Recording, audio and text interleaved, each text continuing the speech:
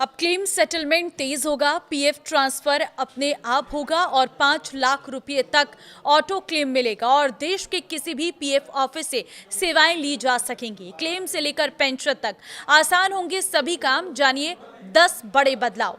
नमस्कार, मैं हूं आपके साथ ममता तिवारी और आप देख रहे हैं न्यूज़ 18 का डिजिटल प्लेटफॉर्म।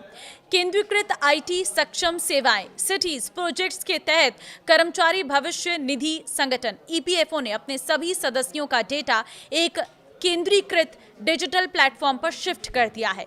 इस बड़े तकनीकी बदलाव का मकसद ईपीएफओ की सेवाओं को पहले से तेज, आसान और पारदर्शी बनाना है।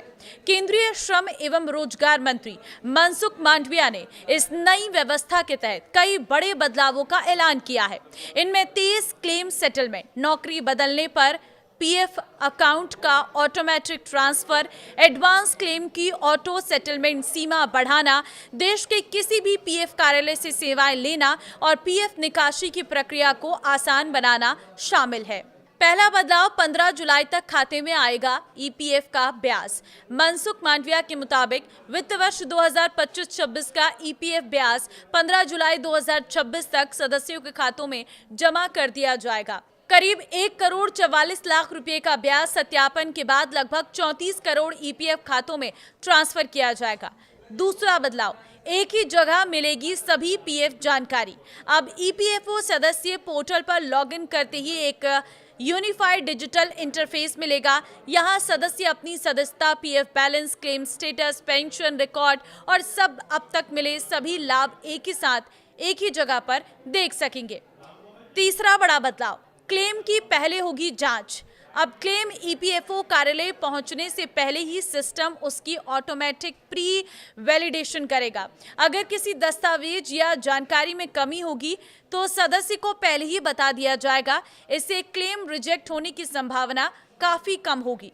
सदस्य ये भी जान सकेंगे कि अलग अलग जरूरतों के लिए वे अधिकतम कितना पीएफ निकाल सकते हैं। इसी के साथ ही 5 लाख रुपए तक का एडवांस क्लेम होगा। ऑटो सेटल केवाईसी पूरी होने पर 5 लाख रुपए तक के एडवांस पीएफ क्लेम अब ऑटो सेटलमेंट के जरिए निपटाए जाएंगे। पहले ये सीमा सिर्फ 1 लाख रुपए थी। पांचवा बड़ा बदलाव, क्लेम का निपटारा होगा और भी तेज। अगर क्लेम के दौरान किसी अतिरिक्त जानकारी की जरूरत होगी तो ईपीएफओ ऑनलाइन सवाल भेज सकेगा और सदस्य भी ऑनलाइन जवाब दे सकेंगे। इससे कार्यालय के बार बार चक्कर लगाने की जरूरत नहीं पड़ेगी और क्लेम जल्दी निपटेंगे। साथ ही क्लेम की राशि सेटलमेंट वाले दिन ही सीधे बैंक खातों में भेज दी जाएगी। चौथा बड़ा बदलाव, अधिक ब्याज और आसान निकासी नियम। अब अंतिम पीएफ भुगतान पर ब्याज भुगतान की मंजूरी मिलने की तारीख तब मिलेगा। पहले ब्याज पिछले महीने के आखिरी दिन तक ही जोड़ा जाएगा। इसके अलावा पहले के 13 अलग अलग निकासी नियमों को घटाकर सिर्फ 3 श्रेणियों में कर दिया गया है। जरूरतें, मकान से जुड़ी जरूरतें, विशेष परिस्थितियां। अब सदस्य अपने कुल पीएफ बैलेंस का 75% ही निकाल सकेंगे। सातवां बड़ा बदलाव, नौकरी बदलने पर पीएफ अपने आप होगा ट्रांसफर।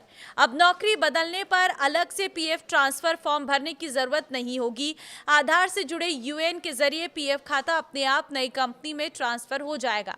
आठवां बड़ा बदलाव, देश के किसी भी पीएफ ऑफिस से मिलेगी सेवा।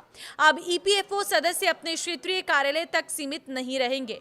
विदेश के किसी भी पीएफ कार्यालय से सहायता और जानकारी ले सकेंगे। नवा बड़ा बदलाव, कहीं भी जमा कर सकेंगे लाइफ सर्टिफिकेट। ईपीएस पेंशन धारक अब देश के किसी भी ईपीएफओ कार्यालय में जाकर लाइफ सर्टिफिकेट जमा कर सकेंगे या अन्य सेवाओं का लाभ ले सकेंगे। 10वां बड़ा बदलाव, किसी भी बैंक खाते में आएगी पेंशन।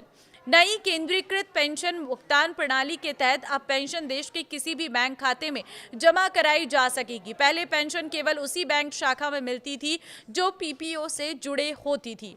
तो देखिए, ये हैं वो 10 बड़े बदलाव जो अब ईपीएफओ में कर दिए गए हैं। तो ये वीडियो आप शेयर कर देना सभी लोगों के साथ, क्योंकि आज के समय में हर एक सैलरीड एम्प्लॉय का पीएफ कटता है। तो ऐसे में 10 बड़ी बातें उसे पता होना चाहिए कि बड़े बदलाव क्या हो चुके हैं। आपको क्या लग रहा है इन बदलावों के बारे में? कॉमेंट में अपनी राय जरूर दें। नमस्कार।